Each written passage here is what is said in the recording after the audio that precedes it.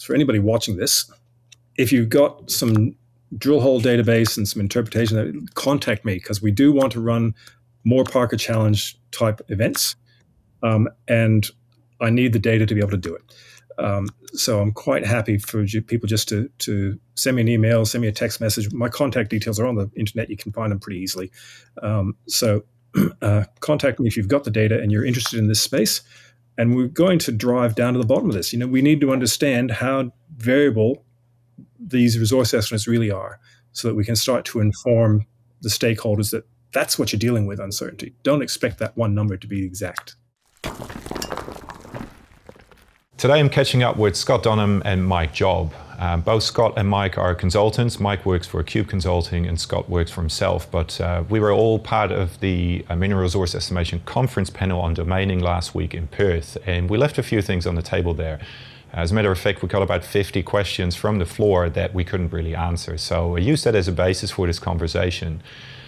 We set the scene a little bit by going into some of the basics of domaining, and we try to unravel the definition a little bit. So we get a little bit off track there, but we come back on and we dive into some of the questions, and we cover things like machine learning, auto-domaining, the uncertainty, some of the silos and who should be domaining and estimating and so on. And then we do get to the end to communicating the uncertainty, and particularly with classification and reconciliation, which is obviously something that Scott really cares about a lot, and he talked about this at the conference. So it's gone full circle. Again, we could have gone for another couple of hours, but you can keep going with this sort of stuff, and hopefully we've been able to cover some of the questions.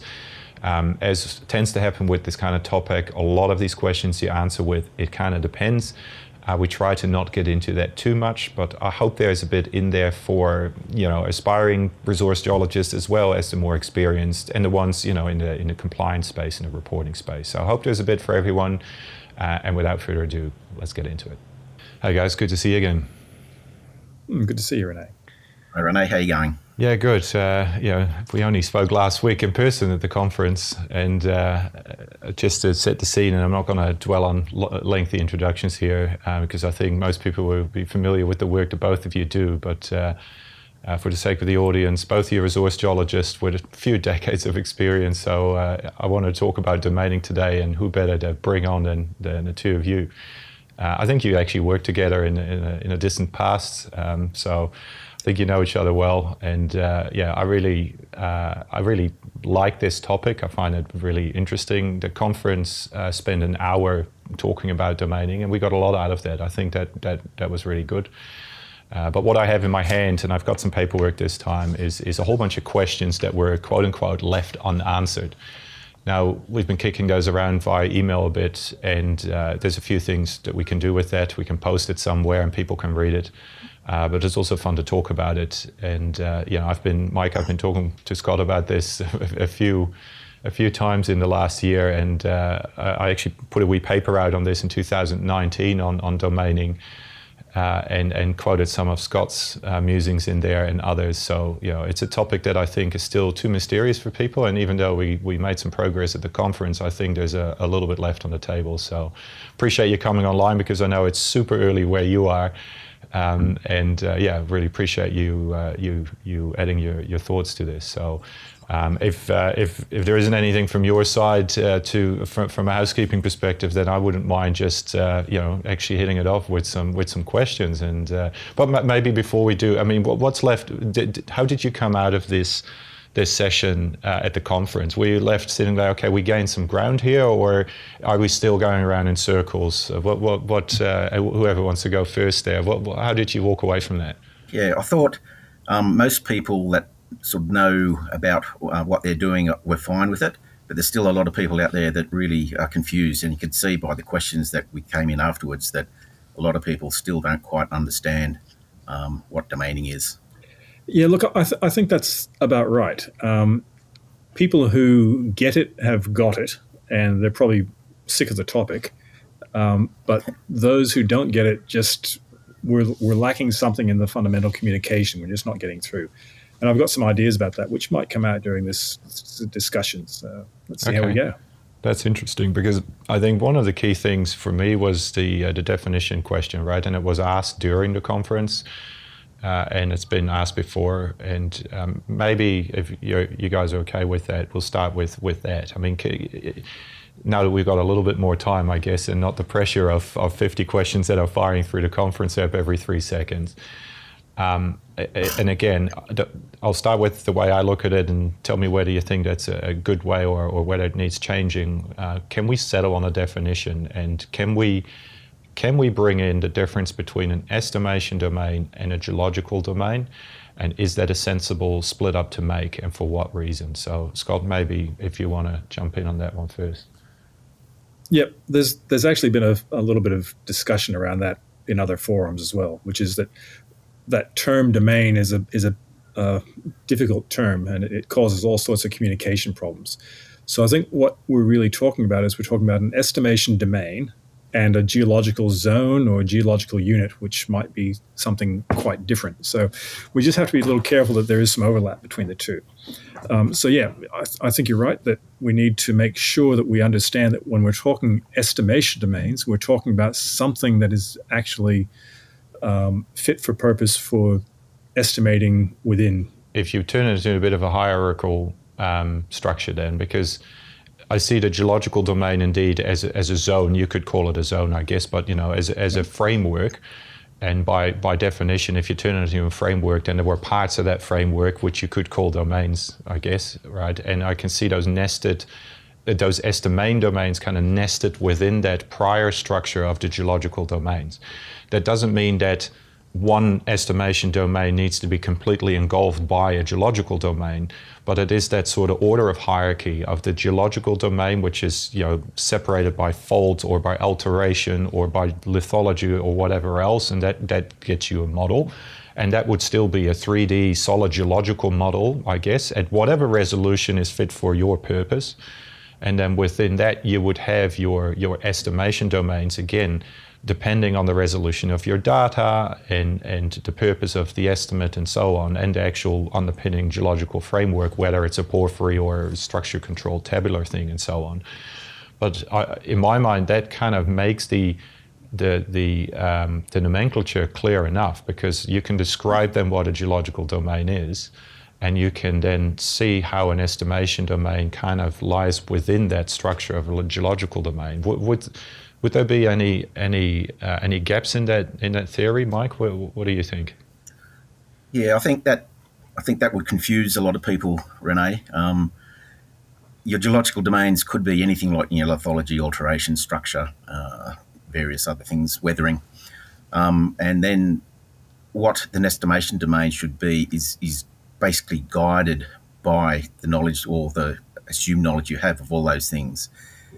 They're not necessarily one-for-one. An estimation domain could cross lithological boundaries, for instance, and it could be driven by a structure. So that's something that has to be considered as well.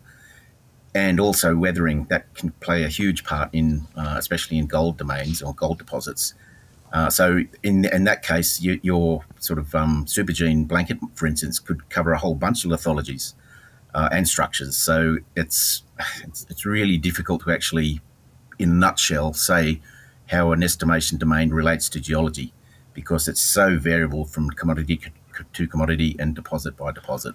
Yeah, so I'm struggling to see the disagreement in there, because I'm not saying that one needs to match one for one, right? That's exactly what I was kind of agreeing with you. And you could have a completely different resolution and different boundaries, but it is one driving the other. That's probably the point that I'm making. So if you want to use I agree totally. If it's the words that are confusing because you're calling both of them domains, then I'm happy. I can completely see that, but I don't think we're saying different things in terms of how the two interact. No. So, okay. No, I'm not saying that using domains is the wrong thing. I'm saying that the things we're talking about now, you and I understand, and Scott understands, but from a lot of the questions that we're getting at the conference, a lot of people still wouldn't know what we're talking about, basically, right. I think. Right. Is there a solution, Scott? What do you... Yeah, I want to jump in. So I think there's a couple points to make off that. The first one is that, Rene, I think you're part of the way there, but you need to go a little bit further, which is that what we're talking about is that before you get to the estimation domain stage, you should really understand the geological history of the rocks. So you understand how the deposit has formed, or you've got some idea in your mind, some genetic model for this is how the rocks have formed, this is the structure, the alteration, the lithology, all that combined together. So you've got a picture of what the deposit is, if you like. And then from that, you then have your individual geological units or zones that form that. And they might be zones of, as Mike said, they might be lithology, alteration, they might be a structural domain or terrain or something sitting in there. And then on top of all that, you then have to figure out the estimation domains that sit inside that overall geological picture. Now, the difference here is that the estimation domain, what you bring in is it's a decision, okay? It's a decision that you make as the person doing the estimate that says, okay, I'm going to estimate some value, say grades, inside this volume. And it's an expert decision that you are bringing to the discussion. And that means that you're quite within your rights to say that I'm going to include this lithology and this alteration. For some reason, I'm actually going to extend it across these weathering boundaries. Whatever it is, it's an expert decision you're making. And it fundamentally affects the way the estimate works. So the underlying issue here is that we're always dealing with inductive reasoning or making inferences. We're working, when we're estimating, using statistical inference. So we have to decide what samples we're happy to use to do that estimation. And that's the essence of the estimation domain, is that we have taken the geology into account, we've understood the picture and the story that it's telling us, and then we've said, with this data and this geology, this data is what we're going to use to estimate inside this volume. So yeah, that's right.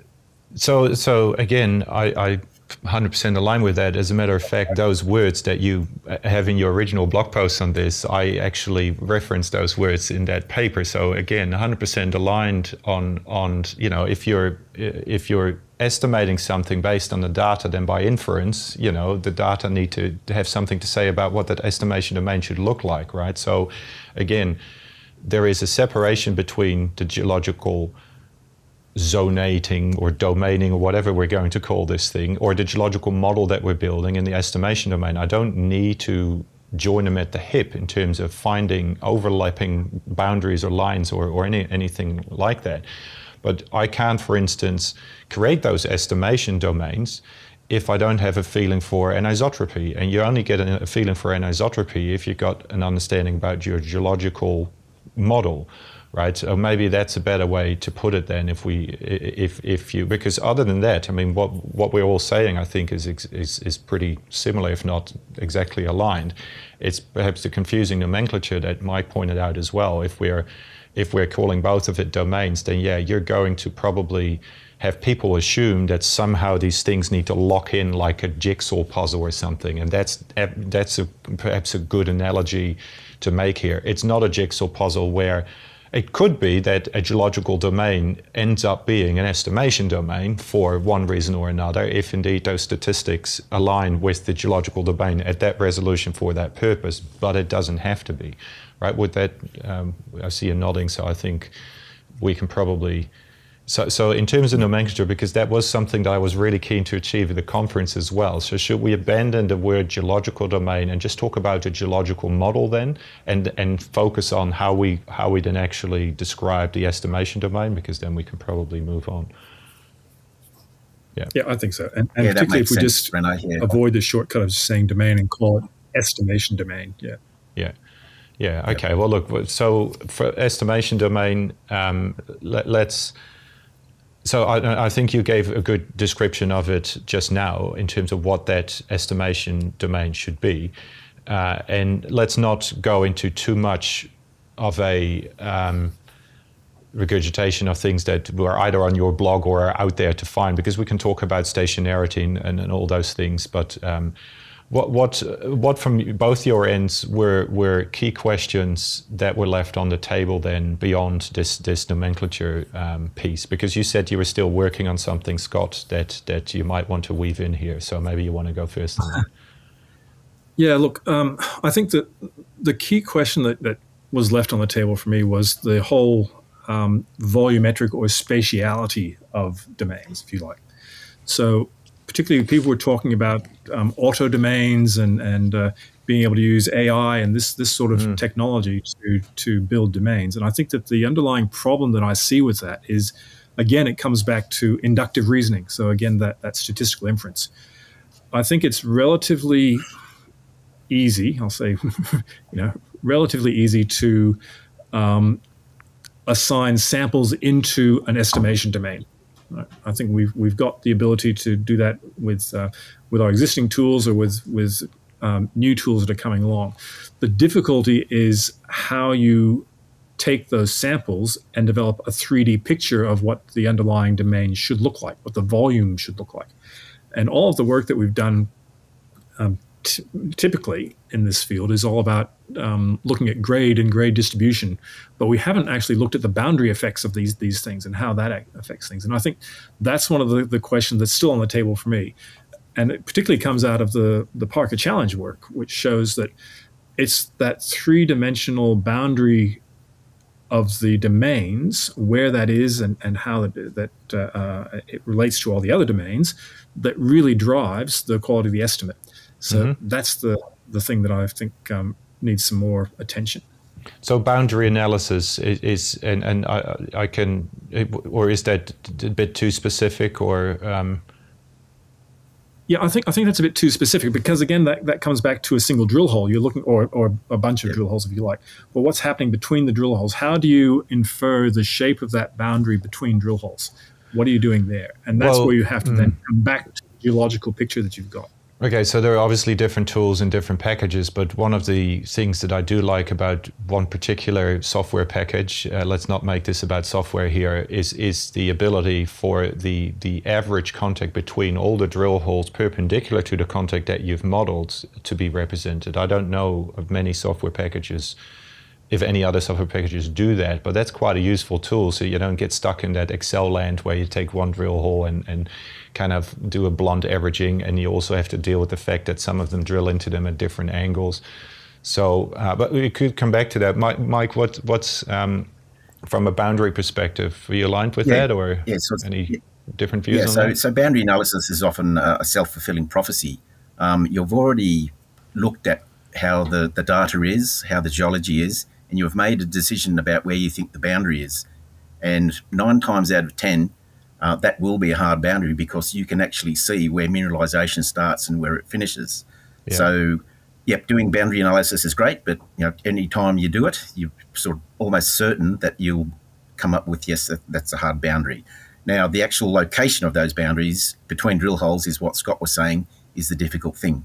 So there could be a whole range of volumes there that doesn't get taken into account. So that's the difficult things, to actually quantify what the domain, how big the domain could be. So that's where people don't do a great deal, but you can do stuff via conditional simulation, thing like that. But that's quite difficult to do. Well, let's park that conditional simulation aspect, because what you see mostly, and just going to the public reports to get our information download, right? And I mean, there are certain consulting groups who put the standard contact analysis plot in every resource report, so there's clearly a recipe lying somewhere there that this is a tick box that needs to go in, and it's for the right reasons, I guess, but you do get lost in that mechanical space. But I'm really intrigued by that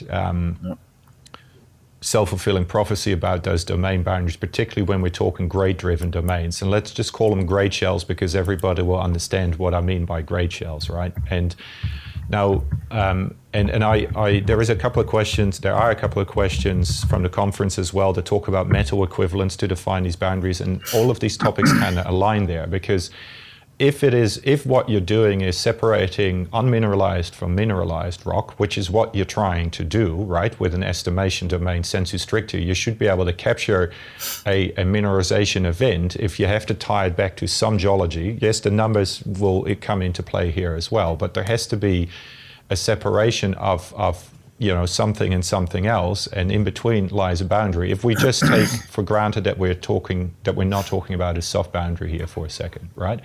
So where do you draw that boundary? I find that, I think we lost Mike, but he might come back, or he might have switched off his camera, but we'll paste a picture into the screen later in post, right? So we'll give it, sorry, Scott, we'll give him, he's back, yeah.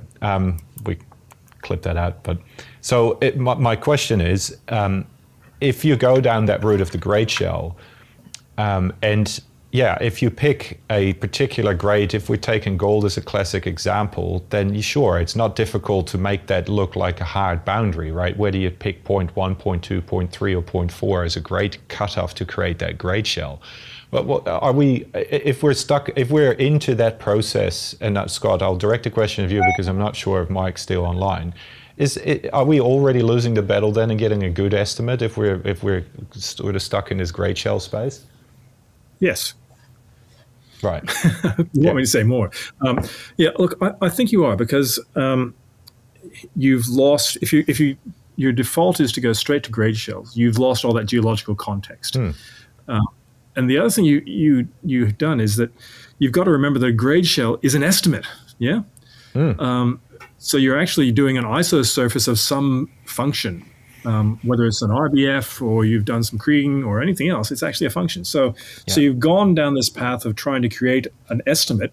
You then isosurface that estimate and said, oh, here's the boundary that I'm going to use for my internal estimate. Well, it's a circular argument. You end up in a no-win situation if you go straight to that grade shell place. You've got to build in that geological understanding into this.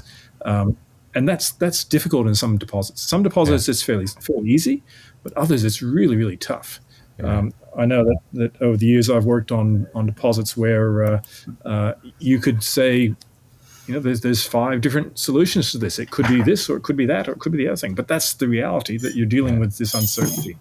So I really like this point, because it's exactly right. You're already doing an estimate, and when we saw Dale's paper on the categorical indicator kriging, right, which is effectively what certain implicit modeling packages offer, right, because that indicator interpolant does exactly that, but it just draws a shell around that. And then, you've got, if you're estimating within that, then you're estimating within an estimate, I guess, is one way to put it. But as we all know, sometimes you're stuck because all you have is these grades, and you don't have a plethora of multi-elements to try and somehow deduce your lithological and alteration controls on the deposit. And you don't have that spacing advantage or the dense data that we discuss in a minute as well. And then you kind of have to do something, because there is still, sorry, let's just clarify this. In that case, you could just run with an unconstrained estimate within the same search conditions that you would otherwise apply to your implicit grade shell approach, right? Because you should get the same results. Similar result, yeah. Yeah, it's based on and this is why if you use a straight RBF interpolant in certain packages where you could get big bubbles based on big outliers in gold, this is why you would use an indicator, because at least it restricts it a bit more. So it's a means to an end, but you're already kind of on the lost ground here, which is an argument I make in my paper as well. At that point, but that's the interesting thing. Most of the estimates announced are grade shells. Most of them are grade shells. And that's pretty unnerving. I think the line, Scott, that I was referring to is this one that you just mentioned. If we agree to use statistics to predict grades at unknown points, often practically represented as discretization points that represent blocks, based on the data surrounding it, then we must conclude that a model based on inference cannot predict an event that is not represented in the data itself, right? So I think that's a pretty fundamental component to exactly this definition that you were just referring to as well. So, and if that can be woven into this updated definition of a domain, which I also will read out here, and then we can see where we go with that later. But Mike, from the comments that we already kicked around to each other over email, and I think in the text in red is Scott's text here, but and I'm just quoting here. Scott says, a domain is an expert decision regarding the appropriateness of combining data for the purpose of estimating the grade or quality within a defined volume. Typically, this involves considering the stationarity of the data and the common geological origin. So I think that's probably a good point to, at least settle that sort of point on, because obviously we can go on for hours on just that one. I might just, so that was actually one of the first remaining questions, and we already kind of covered that. Can we please define what a domain is? That was one of the key unanswered questions from the floor as well. So hopefully we've done it a bit of justice now, but we can circle back to that. Maybe I'll go to the next question. Again, we might just come back to the same 2 or 3 topics time and time again, but is domaining an easy target because those that estimate will often not be intimately involved in the geological interpretation? Well, there's an easy goal for you, Mike. This is one of the things that whoever's doing the estimate really has to be satisfied that the estimation domain is, as provided, fit for purpose. Often a client will come along and say, look, here we go, this is what we think. And you'll have a look at it and say, well, that's all well and good. That's a good geological model, but it's not really suitable for a grade model or a quality model, if you like. So often it'll be a very iterative, and it should be, process if that's how things are being done. And the same with a big company. If the guys on site or the girls on site are doing the geological interpretation and think that's fine for the resource estimation, then the people that are doing the resource estimate will have to go and say, look, these are the tweaks we need to make sure that within the estimation domain we have this thing called stationarity, which again is a very nebulous concept as well, and that can be quite subjective too. So it's an iterative process without a doubt. Yeah, and between groups, obviously. Yeah, Scott, any thoughts? Yeah. Yeah, look, I think the question was asking, is it an easy target because of effectively silos? And yes, it is. And years ago, I used to run a training program where one of my slides was people in different partitions with fences between them, and it's really about removing those fences, removing those walls, so that the whole thing communicates across. And I think, as I wrote in my LinkedIn post recently, if once you've defined a domain, the next part is who makes the domaining decision. And my argument there was that the domaining decision is actually a group effort and everyone's involved in it. And it goes all the way back to before you drill the first hole to some extent. Yep. Because the way you capture the data and the way you log it, how you decide to assay and analyze things, what you're analyzing for, all those things factor into this. Unless you deal with that up front, you're going to put a certain spotlight on a certain type of domain. So you've got to make sure that you understand the whole process going through. So don't think this estimation domain question is something you can do in isolation. It's not. It has to be a group effort. It has to be iterative, as Mike said. You have to go around and around in circles. You have to be willing to go back to the basics and look at things again. Michael will remember the operation I'm talking about, where there was over 1,000 different codes for rock type. And, that's just a bit silly when it comes down to trying to actually understand an estimate. It might be great for describing rock types from 20 different perspectives, but somebody's got to eventually make a decision on this stuff. Yeah. Look, that's very good. And I think you both said the word, iterative. The moment you lock in iterative, that must mean that, you come back all the way at the front wanting to make changes based on what you found at the back end and vice versa. And that is not just one part of the process, but that happens all the way throughout that entire process. So it has to be it has to be one continuous loop back to a number of points, right? You want the people who are going to do the resource at the end to be involved at the start, even when it's about spacing, right? And orientation of intersection and all those important things, and sample support, and because everything is about variance. Variance is the resource killer, as they say. So to have that iterative process is critical. So that's So it's an easy answer, but what it obviously should mean then is how we as an industry deal with that, right? And there's different parts of that solution, because as consultants, and we're all consultants, that is one part of the problem, because we don't always get involved with the entire iterative process for obvious reasons. Sometimes not for obvious reasons. And if you're a big company, then it's very hard to avoid those silos as well, because that's just almost naturally what tends to happen if companies grow. Fences just get erected. There are books on this behavior, sort of from a psychological perspective, but it's very hard to prevent that from happening. But perhaps it's a good note for for the wider community to see what they can do in their respective companies to help solve that. So I think that there's some promise in this space as well. And again, it comes back to some thoughts that I've talked about before, which is that when we're into this space of doing geological interpretation and estimation domain modeling, we're in a process of grouping or categorizing things. But there's a step before that, which is all about the fact or the factual data. And one of the things that's always caused problems for us in the past has been the fact that you get one geologist logging a drill hole, and he'll come up with 5 different answers if he does it 5 times. You get 2 geologists, you'll probably get 50 different answers. These days we've got the technology to be able to capture some factual data about the hole. We could remove the objectivity out of core logging or chip logging. And once you do that, then you're separating the problem. You've got some hard data that is always repeatable, so you should be able to repeat it over and over and over again. And then you've got the ability to then look at it and change how you're actually interpreting it. What am I grouping together? How am I dividing things up? How am I not dividing things up? And I think being able to split out at that stage would be a huge step forward for the industry. Yeah, I completely agree, and it's again a point that I make in the paper as well. Use that supporting data, because that's actually as factual as you'll find it. And with some clever algorithms, you don't have that incredible amount of noise sitting in the key data that you need to build a geological model in the first place, and then everything else becomes difficult after that. So, no, good thoughts. How about?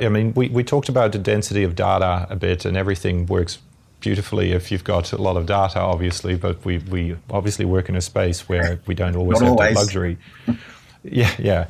So here it goes, the question. So this was, again, submitted from the app right at the conference. So the more dense your data, the less the need for domaining, okay?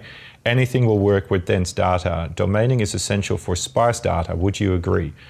Now, I didn't know about the phrasing of that question, because it's a bit hard to answer that in the way it's phrased. But if we just focus on the density or sparsity of data and how domaining is more or less important, if we just phrase it that way, Mike, how would you see that sparsity? Yeah, but it all depends on scale here, Rene. What happens if you do an estimate unconstrained is that you may well have some significant low-grade or waste zones there, and you'll have maybe some high-grade zones out to the west or east or whatever. And what will end up happening, of course, you'll just get this smoothed estimate. So that'll be okay if you're a bulk mining operation and you're expecting to take everything. But a more selective operation, for instance, this will cause all sorts of dramas. You'll end up throwing away good stuff and putting waste onto the ROM. And this, depending on scale, depends on the selectivity of your mining. So yeah, in the grade control environment, sometimes, don't need it. But in some deposits, narrow vein, for instance, or where there's very potty mineralisation, then you really need to think about it a bit.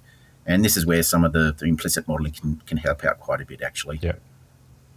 Yeah, no, that makes sense. Scott, anything to add to that? I think that's a good summary. I think that summarises it pretty well, which is that dense data helps, but it doesn't remove the problem. You've still got the problem of deciding that this is the data that I want to use to estimate this particular block or this particular zone of blocks. And if you combine data from 2 populations, well, you're just going to get a smooth estimate. It doesn't matter whether the data is close or not. Yeah, and stationarity still applies, obviously. That multimodality is still something that needs to be reviewed, whether you've got sparse data or not. Now, look, good, clear answers.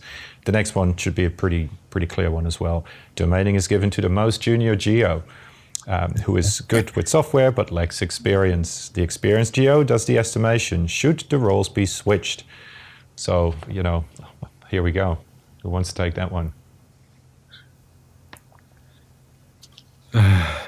Deep sigh. Yeah, no, I don't think that happens all the time, actually, Rene. I think maybe the logging goes to the most inexperienced geo, not the construction of the geological model, which is, again, a problem in itself if they haven't been trained properly and can identify what they need to identify properly. So I don't think in many cases that the sort of real junior people do the geological model. They might assist, but I think it's at the data gathering stage that perhaps a bit more supervision is needed in that space. I guess, again, it depends. And this is going to be the problem with every question in this space, because we can plaster it depends on pretty much every question we get asked. But, you know, this is a pretty classic scenario. So the core logging, I think that's a pervasive issue almost everywhere you go. It is, I mean, again, not always, but most of the time they're the junior people logging it, right? And look, we have to be careful with that, because we've all, between the three of us, we've gone to a lot of operations, and man, some of these junior geos know their rocks, eh? I mean, you are 9 out of 10 times I'm deeply impressed with, and whatever corner of the world we're talking about, of their ability to actually know the rocks.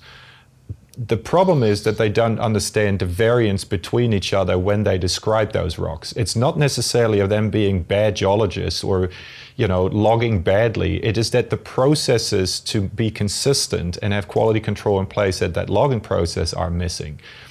And obviously they don't know the outcome or the purpose of the work. So in terms of the lumpers and the splitters, if people are logging centimeter veins, then yes, they don't know what it is to mine a 1 centimeter vein. So those provisos should probably be in there. But, you know, I've gone to some sizable operations where classic hand-drawn sections with the lie table are made by mostly the junior geologists, because they have to sit there with the crayons and filling these polygons in with color, and that's just not a senior job, right? So we do have that problem a little bit, and yeah, it probably comes to the same point there. Should the roles be switched? I mean, again, if it's iterative, then, you know, all the right people should be across that everywhere in the process. Scott? Yeah, look, there's a lot of organizational design stuff in that question, and it's not a simple question to answer. But I'll try to put some thoughts around it, some concepts around it, which is that I think, Rene, you're right. As an iterative thing, that's something that will help with that process, because it gets everybody involved. I think the other part that is embedded in that question plays to another theme from the conference, which is all about how do we train people, how do we mentor people, how do we get the skills that we're going to need in the future into the industry? How does that all work? Because you're right. I mean, at the moment, the tendency is for the, you know, it's the same when I started. What was the first job I did? Well, I started out in logging drill core. Okay, I'd seen one drill hole at university, and all of a sudden I popped into an operation, and there was 20,000 kilometers of core to be logged, and you go, what's drill core? You know, so you start off at that really simple level, not knowing what the data is being used for. You've got no idea. Yeah. So unless somebody gives you that context, you're going to just make your own decisions on things, and people do. So how do we address this problem without addressing the whole skill, mentoring, knowledge transfer stuff? I think that's a critical point. The other part about the most experienced people doing the estimate, well, that's not necessarily true either. It tends to be there are people who like doing resource estimation. There are people who think they like doing resource estimation, and there are people that are good at doing resource estimation, and the three don't always overlap. Okay. And there are times when I've had to tell clients that this guy should not be doing a resource model. He's just not suited for it. In fact, these days I point to myself and say I shouldn't be doing a resource model. I'm not suited for it. Okay, I'm more suited to doing the review and the checking and the balancing, that sort of stuff. The actual number crunching stuff, well, you know, I get a bit sloppy at that because I've done too much of it. And I think you need to go through that sort of understanding that it's not always the most experienced person doing it. It's got to be the person that has the most appropriate skills at the time. And we need systems in place to identify who those people are. And it needs to be, you know, I'll jump on a hobby horse. It needs to be something beyond the whole definition of just a competent person. Okay? There's something else in that mix, I think. I think this is really fascinating, because I did jump on this same point from a different angle during the conference. And at the risk of sounding repetitive here, but again, coming back to my little range concept, exactly the argument that is made in that book, right? The experts at some point when they got too experienced will actually make the worst judgments. And the arguments are clear, and it's psychologically weird how you would expect that, but the whole counter expert argument is really interesting, and I think you're really quite self-reflective of having gone through that whole cycle of, you know, thinking you know it all and not thinking you know it all, etc. And then actually acknowledging that as you become an expert, which you guys both obviously are, that you actually still leave things on the table, but for different reasons. And, you know, that probably opens up a whole other can of worms. But certainly, you know, that whole education piece, and I'm so reticent to keep diving into that because pretty much every conversation I have, either on this channel or otherwise, comes back to that same education piece, right? But look, I've had the argument with a mine site that had 8 core logging geologists, and where each team of 2 were creating sections by themselves. So you had this Sue-Torth, whatever, you know, that word is, you know, you have these weird jumps from section to section because different groups are doing it. If you were just automate all the core logging and you get your multi-element PXRF from the core scanner with all the other bits and bob, and you have that team of 8 actually working together on one 3-dimensional geological model, I reckon you'd save yourself money and get a much better peer-reviewed geological framework for your resource. So, yeah, interesting. That's so let's not. I'm already playing with other questions, but let's stay on point, because otherwise, like we did at the conference, we'll never get through the list of questions. Can I throw this one at you, Mike? How correct is using metal equivalent to create a grade shell? And we already just talked about grade shells not being a good idea, and that's when your connection was a little bit shaky. But yeah, okay. What would you say to that? How correct is using a metal equivalent? Again, not a perfectly phrased question, but you know what the intent is. Yeah, it depends. It's where some variables are very well correlated, as they often are in a VMS, then using a grade equivalent is perfectly reasonable. What you'll do is smooth out a little bit of the noise, if you like, if you're trying to construct something, say, lead, silver, zinc, and have a common domain for that. But in some other multivariate deposits, such as nickel, you wouldn't try and lump in a metal equivalent with nickel and arsenic, for instance, because arsenic's often got nothing to do with where the nickel is. So it's really horses for courses, and it depends on correlation between the variables within your sort of predefined domains, if you like. So I find that to be a reasonable approach. And again, it's not just a grade shell; it's driven by your knowledge of the geology. The one dislike that I have, and maybe to put that as a question to Scott, and maybe back to yourself again, you run the risk by that boundary being defined by dollars and not by actual geology, right? Which what we were talking about before. And as I kind of try to argue is we're not modeling dollars, and that's the same argument the grade shell. People usually use the economic cutoff grade for the grade shell, which is one of my pet hates. And you kind of run into this kind of way of thinking if you obviously do the metal equivalent, because then suddenly dollars come into the equation. And quite often what you see is when people do use metal equivalents, they then also tend to actually put the economic cutoff grade on those grade shells as well. So I understand if used properly, as you say, it depends, then fine, but it does get you on a slippery slope. Scott? Yeah, it is. I mean, again, there's a lot in that, what you just said, Rene. I think, you know, I think that sometimes it's acceptable to use grade equivalents, but in my experience, I don't like it. I think it's better to go back to the individual variables, and then once you've gone to the individual variables, if then you think you can combine them back for some definition of a domain, then okay. But the trouble is that these things all have different mobilities, and they all move around a little bit differently, and so sometimes you're going to get, you know, in Mike's VMS example, you're going to get zinc out to the side and one end and lead on the other end, this sort of stuff. And should you be estimating within inside the one domain for that? Arguably, it probably doesn't make a lot of damage, but you need to test the hypothesis. Yeah. And I suppose, you know, all that this boils down to me again, is coming back to hypothesis testing, come up with an idea, see what it does, say, is that reasonable? Is that not reasonable? Is it acceptable? Is it not acceptable? Yeah. On the other part of it, which is the using the cutoff grade or the cutoff economic value, that's just a dumb idea. Yeah. Because the one thing we have to remember all the time whenever we're dealing with domains where they've got a hard boundary, okay, slightly different than soft boundaries, but where there's a hard boundary, what does that domain boundary do to the estimate? It exaggerates the contrast across that boundary, all right? Because you've pooled the higher grade samples and the lower grade samples together and you're estimating them independently. So you're going to have this averaging that goes on, and in the lower grade samples, they're going to be lower average, and the higher grades are going to be higher average, and that contact is going to look like this as opposed to like this. So if you choose to use the economic cutoff or the economic grade equivalent, you're just, again, coming up with that self-fulfilling prophecy, making it look better than it actually is in reality.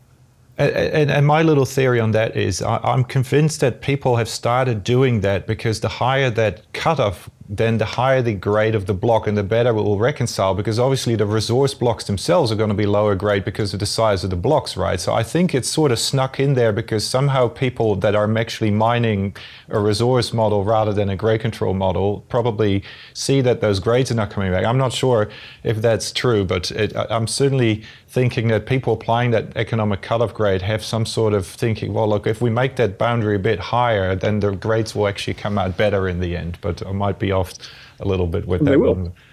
Yeah, anyway. Now, look, that's I think that's probably pretty clear on that topic. I like the next question. I'm skipping a few here because we've kind of covered those already, but this one can go on 4 hours as well. Any ideas on improving to quantify uncertainty in domaining?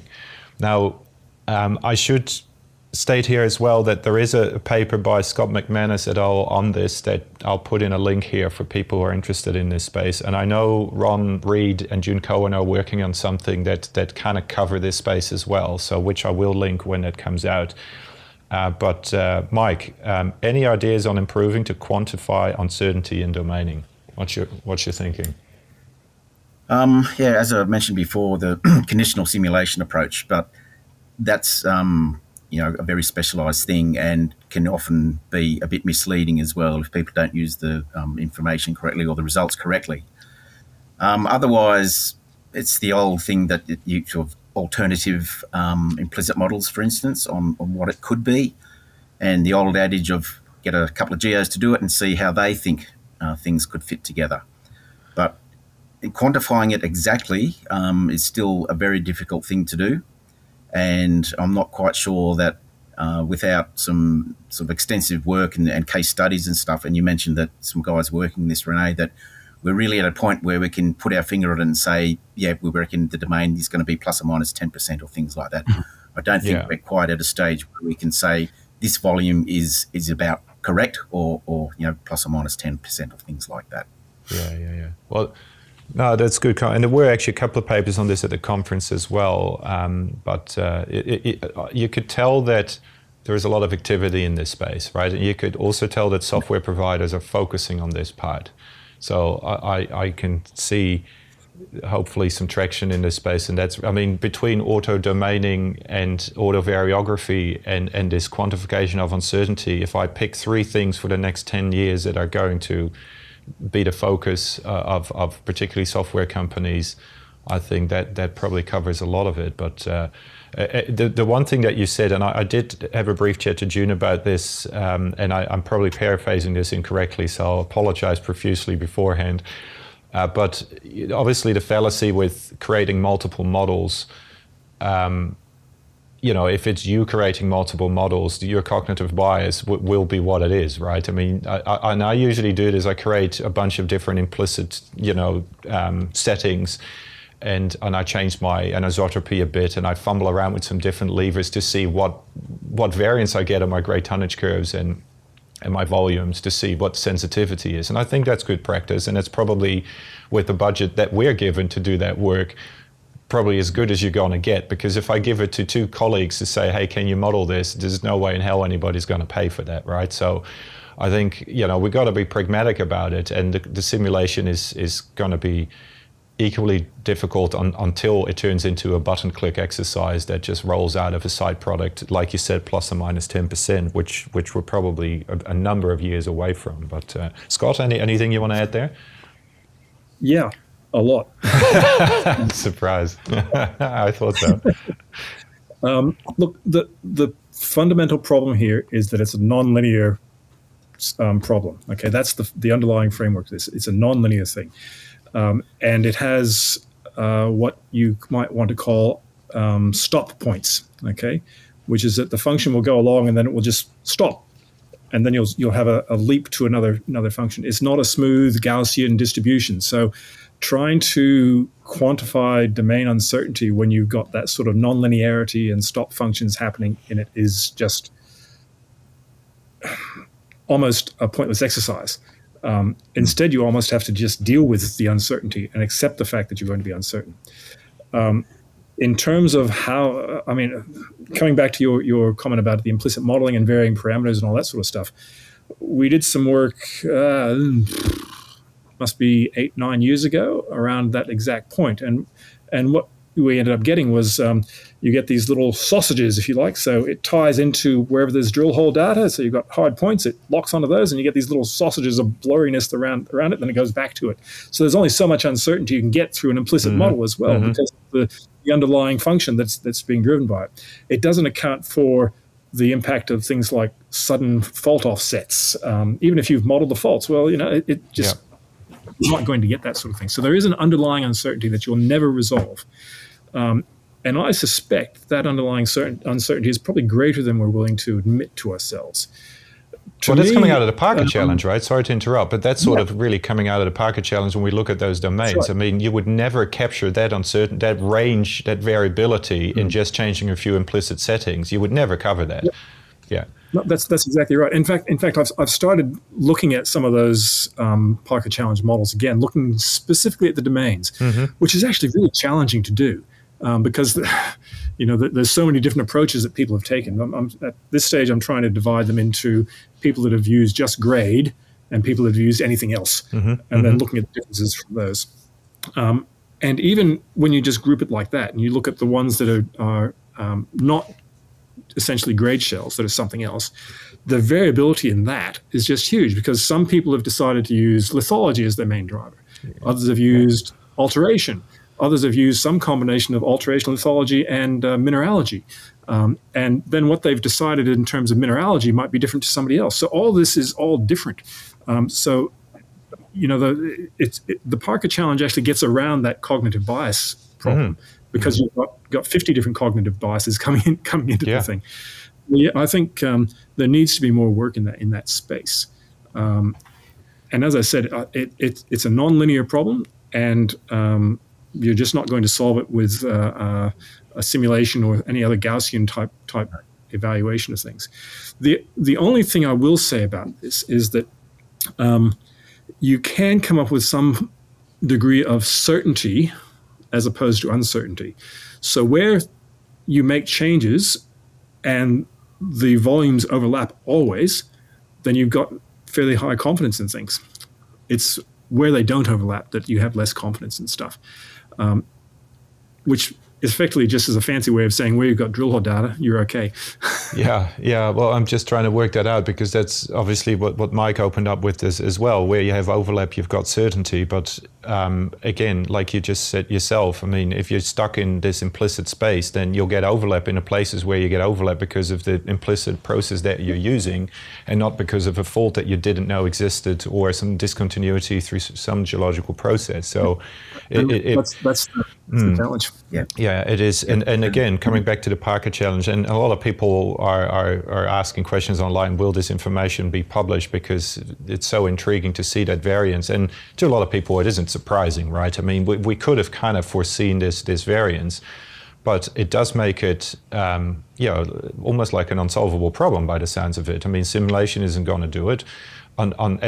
This is going to weave in with the next question on AI, machine learning, because somewhere, and I'm not going to position this as well as I probably should, but if you would trust your pattern recognition not across 10 or 100 or 1,000 deposits, but arguably around 10,000 deposits, then there should be some predictability in the variability from a geological and geometry perspective that you can apply, not meter by meter or 5 meters by 5 meters, but to some reasonable degree to the interpretation that you've made, right? And I'm going to get hammered by the geologist, obviously, on this position, but and I did discuss this at some point with somebody who actually understood what these algorithms do and this, you know, artificial space that we keep talking about. And obviously, it's all about training data, and it's, at the end of the day, it's a regression on training data, right? So you need to have the actual information. But I mean, to make an example, maybe for you both to comment on, in a lot of these particular structurally controlled gold deposits that have certain characteristics that you can group, they're never similar. Obviously, as a matter of fact, they're quite different, but they exhibit similar, like a saddle reef deposit. I can point to 3 saddle reef deposits, and I could envisage a machine being trained, to call it as simply as that, to recognize that pattern for what it is and to somehow apply that to these domains. Mike, what am I miles off the future here, or what do you think? Yep, it's a long way into the future, I think, Rene. Just getting someone to pull together training sets that make sense is a big task in itself. And yeah, I agree. This is something that can happen, but I really can't see that being something that is applicable in the here and now. Sometime in the future. Scott? Yeah. Yeah, look, I think when I look at all the different AI types of technologies that are out there, and I'm probably a few years out of date on this because I haven't updated myself with the most modern stuff. The area that I thought had the most promise in terms of dealing with geology and geological systems was reinforcement learning, and basing that from the input of people like you and I, okay, the three of us, where we've all done something, we've all done an interpretation, and we then throw that into the wonderful black box, and it comes out and says things. And so it's a bit like, how do you teach a car to drive? Well, you drive, and it watches you and makes those decisions. The only trouble with that is that when you're driving, you're never making a mistake because you've driven for 20, 30 years, okay, and you know how to drive. And so the likelihood of you ever making a mistake is very, very small. So the machine learning algorithm never gets exposed to that. And that's the same problem that we've got, is that, you know, well, it's actually the inverse of that, which is that we're always making mistakes in this stuff. And how do we actually deal with that? You know, so it will be so noisy, the data, that it's so hard to train it. It's just full with mistakes, and without even knowing they are mistakes, you can't even train a machine that they are mistakes. So the whole thing falls apart right there. Yeah.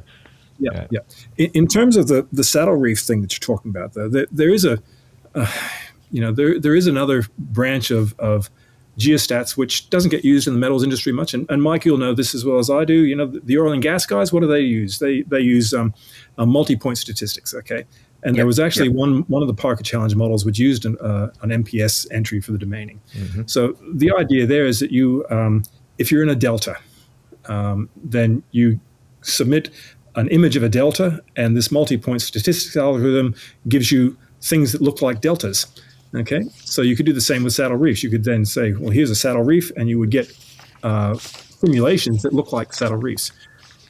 The trouble with them is, again, that underlying physical processes. And this is why my thinking is always going back to the geology these days, which is that the rocks have got there through some function of physical processes.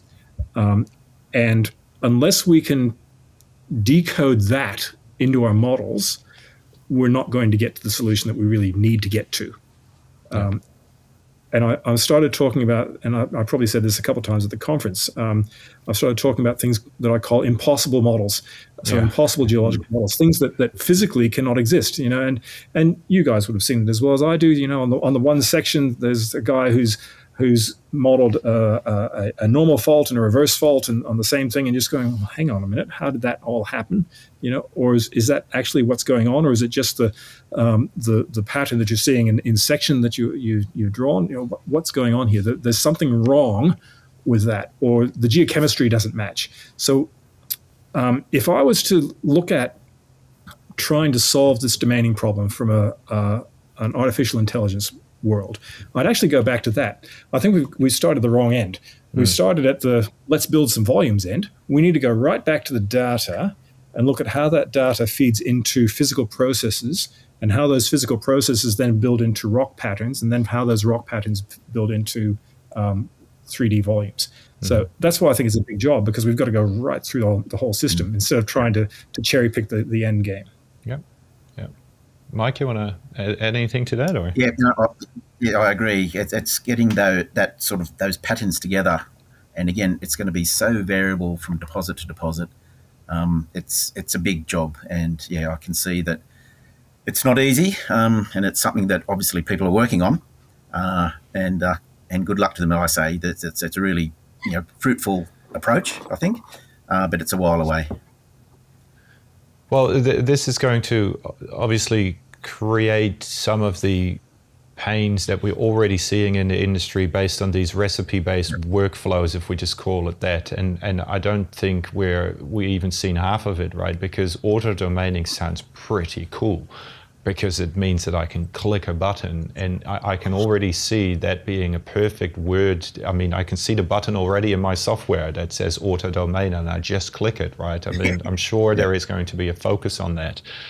And I think it was, and I can't remember, but I think it was Andrew Waltho who wrote a bit in the AIG newspaper years ago, maybe 10 years ago, about, as a competent person, you have the responsibility to understand what happens if you click a button in your software. I'm not sure if that rings a bell with you guys, but I found it really instructive, because he really laid out that, when you click that button, ordinary Krieg, if that's just simply what we're calling out, you got to understand. You don't need to be a geostatistician necessarily, but you do have to understand what happens, to the weights and the entire process, and how it can create negative weights. You don't need to necessarily be able to sit there and solve the Krieging matrix block by block, but you do need to understand it. And I wonder, with this auto-domaining, that's going to be pretty damn difficult to do if we get to that. Yeah. Yep, I agree. There'll be lots of mistakes along the way, as there is doing things the way we do now. The thing that we would just before we go on, the thing that gets me with that, and it gets me with anything where you just push a button and an answer pops out, is that you are accepting all the built-in cognitive biases that are built into that button. Okay, so the underlying process and anything else, there's a cognitive bias built into that, and you're just accepting and saying, hey, that's fine. Yeah. No, that's a good way to look at it. And actually, that was exactly the next question, because a lot of these questions kind of come back to the same topic. So I think we've already covered pretty much everything that I have on my list here. But this question is interesting, because the strategies we can offer to minimize cognitive bias when domaining. And I'm picking that question out because awareness is obviously a key point to start, and I should probably read more on cognitive bias from a psychological effect to really understand it. But have you read, or do you know anything about the cognitive biases and how to avoid them, and then to apply that to the work that we do? Or what have you got a personal trick for that? Because I got my personal trick, like, hold on, let's stop and think here for a second. But is it as simple as that, or is there some sort of trick to it? I have read a lot about it, and there's no simple solution, because if there was, everybody would be doing it.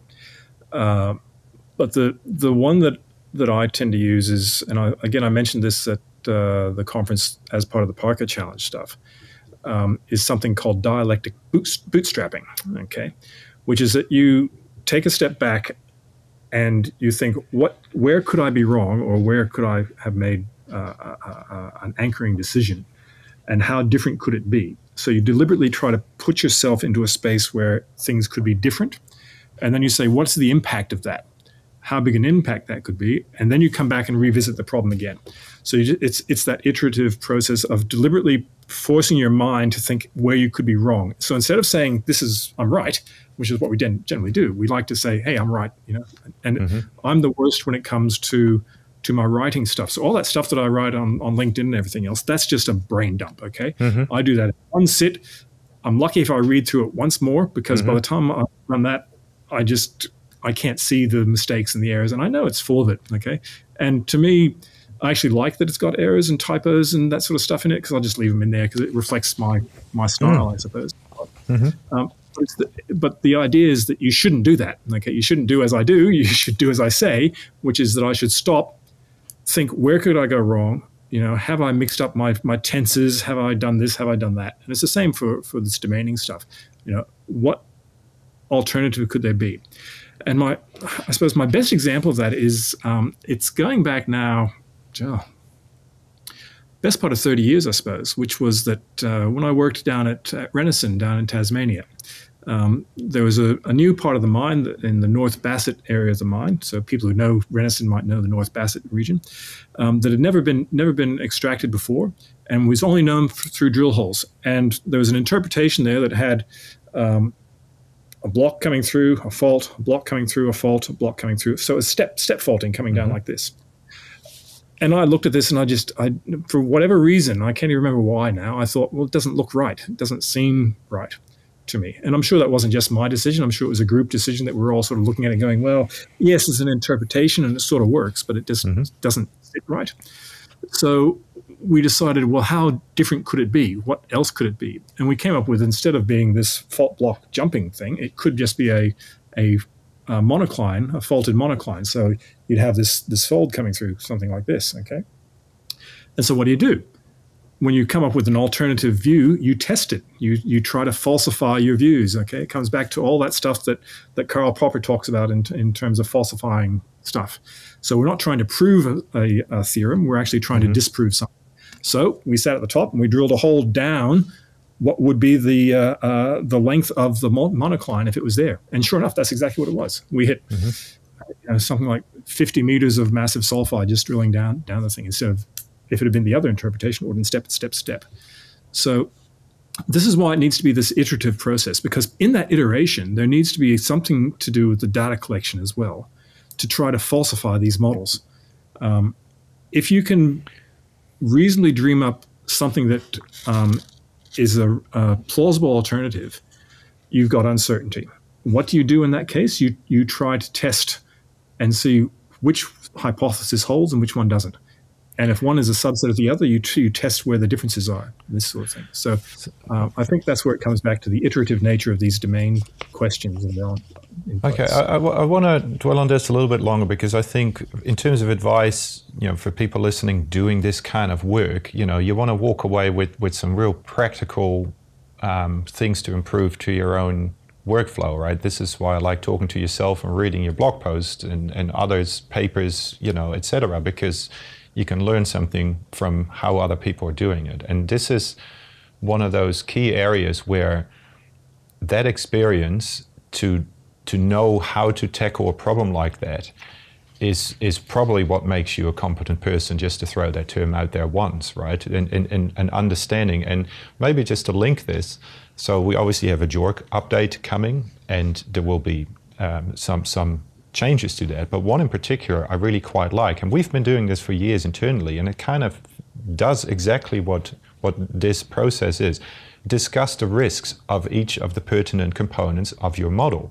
And when you're now forced in this table style summary of the risks of these items to discuss the relative risk to the outcomes, you're actually forced to go through that thinking process, right? How important is the bulk density in this deposit, right? Well, probably, whether it's 2.72 or 2.77, on the whole of things, that's not, going to break the model for the purpose of a global resource estimate, but a number of other key parameters, they are important, and that kind of maybe forces you into thinking, oh, hold on, maybe I should stop and actually think, how could this look differently but you do need that experience to know that it could look differently, right? In your example, you do need to actually understand that structural framework could look differently. And I guess that's where non-geologists would probably struggle to understand the risk in that, because you don't know what possible other situations there could be. Yeah. Where do I start? One of the challenges we have is that in a lot of respects, a resource estimate, if you take it all the way through to the classification phase, it's not reducible. So it's a non-reducible problem. It's an ensemble. It is a one thing. And if you're just looking at individual components, to me, it's a bit like the old spider diagram sensitivity studies you used to get, where people would go into a spreadsheet and they'd increase the gold price by 10%, and they'd change this by 10%. And by looking at any one factor by 10%, well, you're not actually doing anything. Okay, it's not representing reality. And I think that's the risk we get to with resource modeling, is if I just look at, say, the variogram and pull that apart and say, well, I can use a different variogram, but I keep everything else the same. Well, I'm not really stress testing everything, because it's a one package deal, if you like. So how do you put it all together? So that you've got to think about it from that, in a risk perspective, to my mind, which feeds into JORC code and stuff. Yeah, look, I mean, I don't disagree with that, but I mean, I was trying to get to the point of triggers, right? And you brought up, said, okay, I go back through my process, this iterative process, to see where I can see uncertainty. And I guess different people do that in different ways.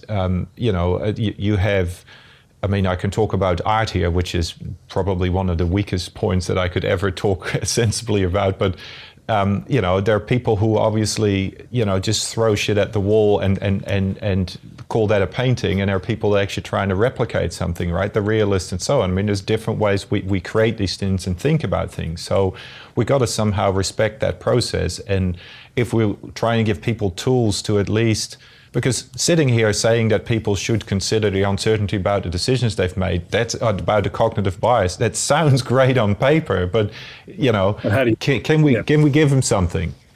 Yeah. How do we give them something for that? Look, and again, not that a table like that is a silver bullet, and we can move on from it as well, because it's obviously one of those subjects that, it will depend and it will be different for everybody. But we can certainly settle on the broader perspective that you offer, that, if it is just good to give yourself the time to look back at the decisions that you made and wonder for each decision what the impact is. As you said, it won't be a standalone the variogram is not a one line to the outcome. It will have implications for some people, the search ellipse, which I will not open that can of worms for you, because we'll see forever. And I will one day, but indeed, all these things kind of link up. Stationarity, right, and your domaining, and how you, in your variogram, if you got mixed populations, good luck modeling that and changing it and then coming up with a better. So, but just as a trigger, it's probably good to use it for people. The tool that really we need to be using it comes back to science and scientific method on this stuff. And by that, I mean the whole concept of saying, what are my alternatives? And does the data fit these alternatives? And is there some test I can do to falsify some of these alternatives? So all too often we think about resource estimates as a one-off thing, and they're not, okay? Resource estimates have a life. From the first one, the maiden resource, all the way through operations, if you get that far, and all the rest of it. You're reiterating these things over and over and over again. One of the things that I suppose is a pet hate of mine, I've got lots of pet hates, this is one of them, is the unthinking method we go about doing drilling or sampling. If I built a resource model, we've just been talking about it, there's some inherent ideas, hypotheses built into that model. Well, my next drilling program should be designed to at least partially test those. Okay. Yeah. I should actually be looking at saying, well, this is the area where I've assumed this. Can I stick a hole in there and see if it's right? Okay. Can I do that? So use again, that iteration idea. You have to iterate the resource model through the drilling program as well and test it. And you have to do the same thing from the data that you've got. So another pet hate is operations that are really mining sulfides that never assay for sulfur. Okay, they assay for all the other elements, but they never do sulfur.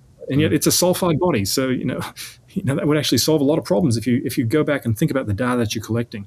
So it's all about scientific method and using your brain to engage with the process, rather than just letting some workflow that you've done and just hitting that button and out pops a number. So you got to think about what could go wrong, what could be better, and where you could actually reduce the uncertainty by doing that step. So a table will help. Okay, there's no doubt about it. Yeah, but I don't think it's the be all and end all unless we get people to engage their brains. Oh, look, I mean, that's a given us in this space, and I think we all agree, across the industry that, again, we call it the art and science for a reason, and iterative is a beautiful way to describe it, maybe just to go with this uncertainty, and particularly around the domaining and the ranges that we've seen coming out of the Parker Challenge and so on, and now that we've brought the code into this, would you be in favor of trying to capture this uncertainty, probably, as we've seen, predominantly around the volume differences at early stage with sparse data, in not picking a single tonnage number, but displaying that as a range? At the first iteration of the model, if you must, and then maybe narrowing it down with some permutation of that. Are you a proponent of a range in tonnages there or not? Yeah, I go around in circles on this question. My preference personally is yes, but then the practical part of my mind comes in and says no. And I think that if we were to go to some sort of range, one of the problems I see with ranges is that if you throw that in as standard practice, people are going to give you these lovely Gaussian curves, and I'm always going to be in the center. And I think one of my last LinkedIn posts, which about the Parker Challenge, which is that we don't know where that center is. So you don't know if your estimate is actually the central estimate. I mean, how do you know? You don't know. And so if you start putting a normal distribution around your estimate, saying it's plus or minus 10% range, well, you're equally misleading, if not more misleading. So, yeah, I've gone around in circles on this one a lot. Is it though? I mean, I think I'm actually in the same space, but just for the sake of the argument, I mean, it is ironic, right, that we working in a space where every single measurement is about uncertainty and statistical significance and the laboratory data and statistical process control and even the variogram, as Ed Isaacs points out really nicely in one of his papers, on whether at some point you can't call it a variogram anymore. The uncertainty around brilliant stuff.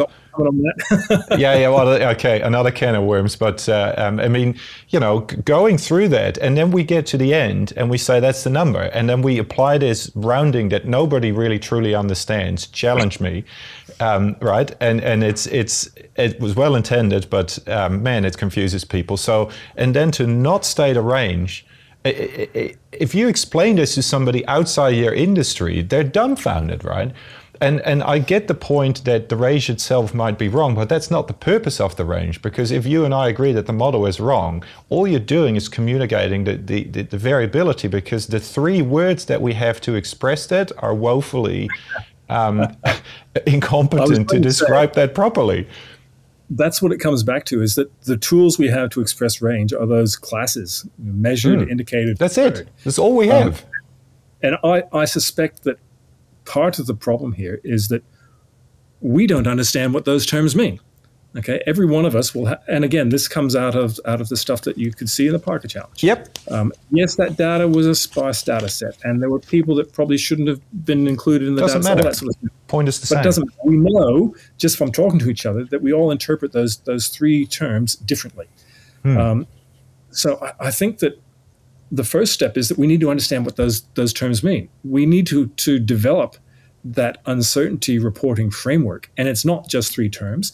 And I don't think it's plus or minus 10 or 15%. I think it's something else. What it is, that's what I haven't quite got around in my brain yet. I'm starting to crunch some things there, but it's a long way away yet. Well, I think that's certainly something that, as you know from our previous discussions, that I was keen to get out of the Parker Challenge is that, because I've been on this kind of quest, as I call it, to understand that that classification component, how we do that differently. It frustrates me. I can see it in the projects that I evaluate across the world, that we just do things differently, wildly differently. And what's come out of the Parker Challenge, again, for the listeners who weren't part of it, is that, you know, great difference. Yeah, there is some between the models. Geological difference, there's a huge amount. Were we surprised? Probably not. But on top of that, there is also the huge classification difference. Now, if you overlay those components, you end up with error bars that are probably more than 50%, right? So, and we can separate. Now we're kind of drifting a little bit, because if it's about domaining, then, you know, that's that geological variability that we just talked about. But somehow that needs to integrate with how we communicate the results to our stakeholders as well. And we do have this classification framework for that. And I don't have the answers either, but I don't think that what we have now is fit for purpose, and that's probably a bold statement to make, but I don't think it's working. So maybe that's room for a workshop or two. Yeah. Yeah, look, I agree. And I think, you know, there comes a point where your existing tools are no longer fit for purpose. And, you know, to go back to one of my hobbies, you know, the astrophotography stuff that I'm doing, facing that right now. I've got a lovely telescope out there, but, you know, I have something called gear acquisition syndrome, which means I want something more bigger and more expensive. We all suffer from that, don't worry.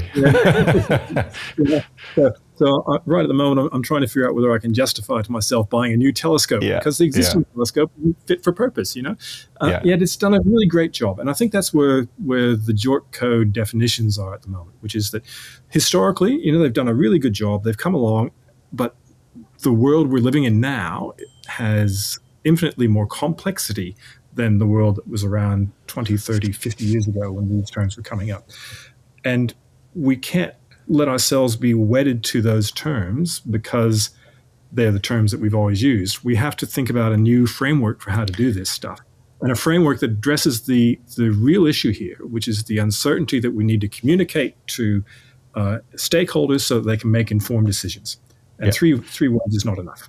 Well, so and this might be a good point to work towards some closure of this discussion, although it will never be closed, obviously. And I will drag in the dreaded reconciliation perspective here, because after 30 years of mining these inferred and indicated and measured resources across the world, have we really not figured out the error margins on our deposits? And why haven't we, after 30 years of mining our inferred deposits, not been able to quantify the uncertainty? That just, anybody looking at this from the outside will go, you've got all these data, and then I have to go and explain to, you know, a physicist friend said, hold on, we have data, but our reconciliation data doesn't work because of this and this and that reason. And you go, well, you would just fix that, right? Well, that sounds simple, but it doesn't quite work like that. And you get into that whole thing. I think, and I heard your presentation at the conference, I thought it was great, but you know, there is ground to gain in reconciliation. And if we don't, and you and I joked over coffee at the conference, if we can't measure the signal, then how can we ever talk about improving it? And it's the same with statistical process control. If you've got so much variance in your data, then you can't say anything about the signal. It's the same with reconciliation. So we will forever be going around in circle if we don't fix our reconciliation. So I'll make a bold statement here that might not align with your view, but if we fix reconciliation, easily done, 5-minute job, then I'm sure that this discussion will be a lot easier, and we can reverse engineer some of this uncertainty, at least so we can communicate it better. All right. Go. Two things. Firstly, for those who weren't at the conference and didn't see my presentation, reconciliation is fundamentally broken at the moment because it's not a closed system. We don't measure the waste. And also the measures that we're using, I'll use that in inverted commas, they all have different variants. So we're not 100%. Measuring the same one. The error is all different. So our current standard reconciliation practices are fundamentally broken. Absolutely. And they don't tell you what you need to know. Can they be useful? Yes. The second point, why we have trouble with this and why after 30, 40, 50 years of mining these things out, 2,000 years of mining them really, we don't know what's going on because we keep changing the model. Yeah. When was the last time somebody locked a model and said, no, that's the estimate. We're going to be reconciling against that because that's what we told the investors and we're never going to change it. People start off with that idea sometimes. The banks sometimes come and say that's the idea, and then, oh no, we got an update because we got new data in. Okay, well, we'll change everything. Is that better or worse? Yeah, it looks better. So we never actually lock in the final view. We're always changing the goalpost. We're always moving the goalpost. And how do you reconcile performance against moving goalposts? It's another one of the things that does my head in when I think about this space is that. And it was Ron I was talking to some time ago who said that he used to have people come up and review his models, and one lot of consultants would say change this because that will give you a better estimate. The next year another lot of consultants would come up and say no, you got to do it this way and change that because that'll give you a better estimate. How do we know it's a better estimate? We don't. Okay, because you can't rely on the reconciliation data. Maybe you can say, well, okay, Scott, your argument's great, but all I really want to know is did I predict the stuff that was going to the mill correctly? And say yes, and I don't care about all the stuff that I've lost to waste. Well, you can make that argument, and maybe that does predict better to the mill. But we keep changing the goalposts without anything to know whether this is the better solution or not. We're working around in that noise space, and somewhere all those pictures overlap, and somewhere in all those overlaps might be the truth, but we don't know what it is. Well, and so the two key points here, in summary, the data itself that we're feeding in is noisy at best, and then the goalposts are changing, and between those two things overlapping, there's just nothing you can figure out, and most of the reconciliation things you look at are not, they're not worth anything because you don't know what you're looking at. There's so much noise. And particularly for us as consultants, a week or 2, 3 weeks, it's not enough time for a monstrously complex system with plants and 50 vezin samplers and this and belts and moisture factors and this and truck and weightometers and you name it and et cetera. It is such a complex system. But the point is, we have seen components of it work.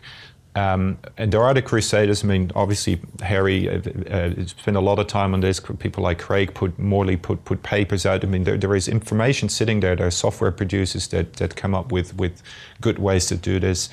I can see that we can make gains in this space if we would have not just standards, because we got the standards, but that people would see the real value in this, because it's almost, again, jokingly about statistical process control at the lab, right? You either just accept that people are doing a good job and don't insert the CRMs if you don't know how to analyze them, right? Because you're just going to create problems because things are not going to line up or things are going to be out 3 standard deviations and all that sort of schmozzle. So, focusing on that, and then obviously, deciding to compare the right models. But at that point, at some point in the future, probably beyond my tenure, we should be able to fix this. If we can't do that, then geez, it's anyway, it defies logic. But look, we can talk for hours about that. We got to leave it somewhere. Reconciliation, there's another chat coming at some point, I think. Any closing thoughts, Scott? I mean, I think we covered a lot of the questions in one shape or another that came out of the conference as well, but anything that you think I haven't addressed here? The only other thing I'll say is, for anybody watching this, if you've got some drill hole database and some interpretation, contact me, because we do want to run more Parker Challenge type events. And I need the data to be able to do it. So I'm quite happy for people just to send me an email, send me a text message. My contact details are on the internet. You can find them pretty easily. So contact me if you've got the data and you're interested in this space. And we're going to drive down to the bottom of this. We need to understand how variable these resource estimates really are, so that we can start to inform the stakeholders that that's what you're dealing with, uncertainty. Don't expect that one number to be exact. Yeah, look, that's a good point, and I think I'll extend the same invite. And I did talk to other people about collaboration, and there is the fabric is loosening up a little bit. I think, and Rio's commitment to this was probably a good, demonstration of us actually working together to solve a pretty wicked problem.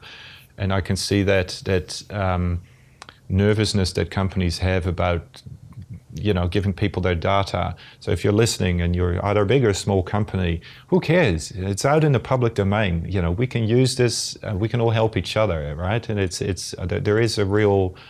I think there's a real need for us to continue this journey. So yeah, good. That's a good request for help. Look, we'll leave it there. Thanks so much for your thoughts, and also to Mike, who's sort of left us halfway because he has work to do.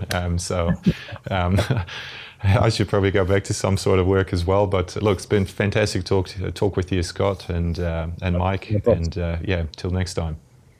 All right. Cheers, mate. Thanks, man.